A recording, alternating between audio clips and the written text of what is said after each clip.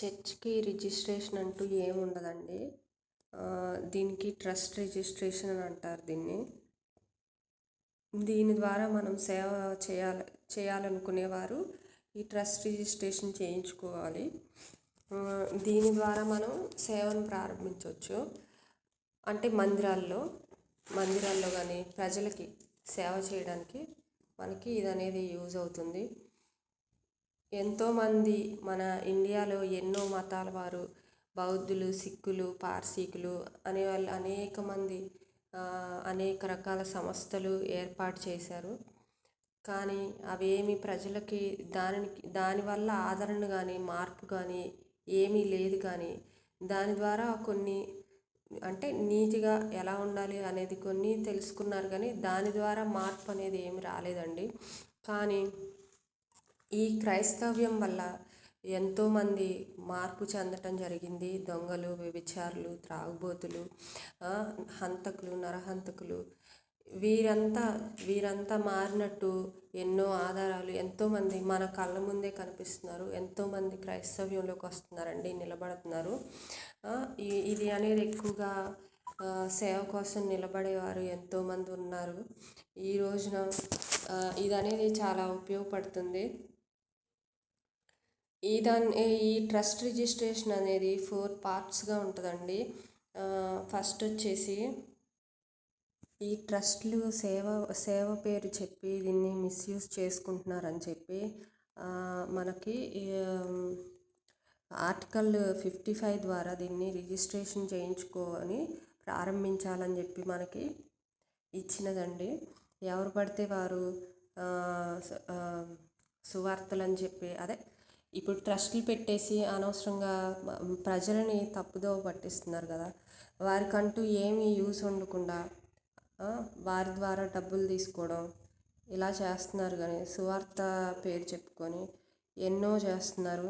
కానీ మనం అలా ఉండకూడదు. దేవుని కోసం నిలబడితే మనకి దేవుడు కొద్ది దాంట్లో ఎంతో నమ్మకంగా ఉంటే అనేక విషయాలపై మనల్ని నియమిస్తాడనమాట. ఇది మీకు యూజ్ అవుతుందని నేను ఇది చేయడం జరిగింది. మాకు తెలిసిన బ్రదరు చెప్తుంటే నేను విన్నాను. నాకెంతో ఎందుకు నేను కూడా తెలియజేయకూడదు అనే ఆలోచన వచ్చింది. ఎన్నో పిచ్చి పిచ్చి వీడియోస్ చేసి పెడుతుంటారు, కానీ ఇలాంటి యూజ్ అవుతాయని నాకు అనిపించిందండి.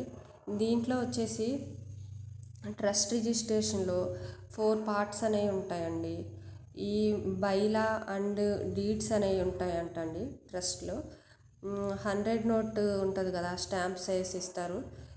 ఫస్ట్ ప్రాసెస్ అలా ఉంటుంది. దాంట్లో మన ఫాదర్ నేము, దేనికోసం రిజిస్టర్ అవుతున్నాము, ఆధార్ డీటెయిల్స్, సర్టిఫికేట్ ఒకటి ఇస్తారండి.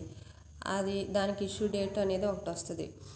అది వచ్చిన తర్వాత మనకి ఈ సెకండ్ పార్ట్లో వచ్చేసి ఫస్ట్ ఏమో ఆర్టికల్ గురించి ఉంటుంది.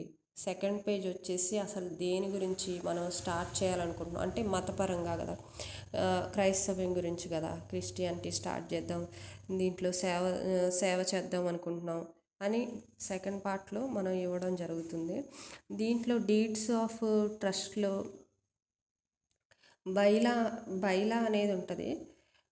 ఇది వచ్చేసి ఫోర్త్ పార్ట్లో ఉంటుంది. ఇప్పుడు థర్డ్ పార్ట్ వచ్చేసి అసలు దాంట్లో మనం ఏమేమి మన ద్వారా ప్రజలకి ఏమి యూజ్ ఉంటుంది అని చెప్పేసి మొత్తం డీటెయిల్గా మనం ఇవ్వాలన్నమాట. అంటే క్యాంప్స్, అర్బన్ ఏరియాస్, విలేజెస్లో మనం వీధి సువార్తలు అని చెప్పేసి ఇలా పెడుతుంటాం కదా. సాంగ్స్ మనం క్రియేట్ చేసుకోవడానికి కానీ అంటే శుభవార్తను ప్రకటించడానికి, దేవుని ప్రేమను చూపించటానికి ప్రేయర్ టవర్స్ అని, చర్చ్ కన్స్ట్రక్షన్స్ అని ఇవన్నీ ఉంటాయి కదా. Bible mission, Bible studies, TV programmes, Bible training ఇస్తామని చెప్పేసి ఇలా సోషల్ యాక్టివిటీస్కి మనం ఇవన్నీ అక్కడ ఇవ్వాల్సి ఉంటుందన్నమాట. మనం అసలు వారికి సొసైటీకి ఎలా గైడెన్స్ ఇస్తున్నాము అని చెప్పేసి దాని గురించి డీటెయిల్గా థర్డ్ పేజ్లో ఇవ్వాల్సి ఉంటుందన్నమాట. దీని తర్వాత ఫోర్త్ పేజ్లో బైలా అనమాట. బైలా ఏంటంటే వారికి అసలు మన ద్వారా స్కాలర్షిప్స్ అని, మనకి చదివించాలనుకుంటే చదువు, ఇల్లు, చర్చిస్ కట్టిస్తామని చెప్పి అలాంటి ఏమైనా కన్స్ట్రక్షన్స్ ఉంటే వారికి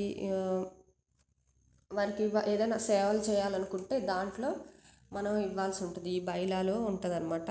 దీనికి ఒక 500-1000 రూపీస్ అవుతాయి అంటండి. ఇదంతా నెట్ దగ్గర ప్రాసెస్ అనమాట. మనకి తెలిసిన నెట్ వాళ్ళు అయితే తక్కువ తీసుకుంటారు. ఇదంతా ఈ ప్రాసెస్ అంతా అయిపోయిన తర్వాత ఈ బైలా అనేది ఈ దీంట్లో 4 మెంబర్స్ ఉంటారు కదా. ఫస్ట్ వచ్చేసి ఈ బైలా మొత్తం కంప్లీట్ అయిన తర్వాత ట్రస్ట్ డీడ్స్ అనమాట. నెక్స్ట్ డీడ్స్ ఇవ్వాలి. ఇది 3 టైప్స్గా ఉంటుందంట. చలానాలు 3 టైప్స్ పే చేయాలండి. 500 రూపీస్, 1000 రూపీస్, 500 రూపీస్ డీడీలు, అలా త్రీ టైమ్స్ అలా డీడీలు మనం పే చేయాలన్నమాట. ఈ బైలాకు సంబంధించిన ఒరిజినల్స్ అన్నీ ఇవ్వాలన్నమాట. ఈ 4 మెంబర్స్ విట్నెస్గా ఉండాలని చెప్పాం కదండి. అది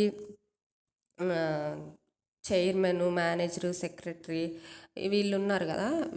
ఇవి ఈ 4 మెంబర్స్ వాళ్ళ వాళ్ళ యొక్క థంబ్ ప్రింట్స్ అనేది అక్కడ ఇవ్వాల్సి ఉంటుంది అనమాట మన రిజిస్టర్ ఆఫీస్ దగ్గర. ఈ 4 మెంబర్స్ థంబ్ ప్రింట్స్, వాళ్ళ డీటెయిల్స్ అన్నీ థంబ్స్ తీసుకొని, అంటే ఈ 4 మెంబర్స్ ఎవరంటే ఎవరైతే మనం స్టార్ట్ చేయాలనుకుంటున్నారో చర్చిని, ఆ చర్చి స్టార్ట్ చేసే వాళ్ళు, వారి తర్వాత ఎవరు ఉంటారో వారి నేమ్ కానీ, చర్చిలో బిలీవర్స్ కానీ మనకి ఎవరైనా 4 మెంబర్స్ మనం పెట్టాల్సి ఉంటుంది అనమాట. దీని తర్వాత డాక్యుమెంట్స్ మొత్తం బుక్ 4లో ఇది మొత్తం మరలా ఫింగర్ ప్రింట్స్, ఈ 4 మెంబర్స్ ఫింగర్ ప్రింట్స్ తీసుకొని మొత్తం రిజిస్టర్ ఆఫీస్ అక్కడ ఆఫీసర్ స్కాన్ చేసుకొని ఇది మొత్తం 8 పేజెస్గా మనకి ఇస్తారనమాట. ఈ 8 పేజెసే మనకి ఈ ఒరిజినల్స్ అనమాట. ఇవే ట్రస్ట్ రిజిస్ట్రేషన్. అంతేగాని చర్చికంటూ రిజిస్ట్రేషన్ అనేది ఏముండదండి. అండ్ మనం ఆ చర్చికి ఇచ్చే నేమ్ అనేది ఇంపార్టెంట్ అంటండి. ఆ నేమ్, చర్చికి ఇచ్చే నేమింగ్ అనేది ఇంపార్టెంట్. అదే ట్రస్ట్ రిజిస్ట్రేషన్ అనమాట. ఇదంతా చేసి మనం సేవను ఎన్నో అనేకమైన సంఘాలు స్థాపించవచ్చు. అనేక మందిని మంచి మార్గంలోకి నడిపించవచ్చండి. ఇది కానీ ప్రైజ్ లార్డ్ అండి.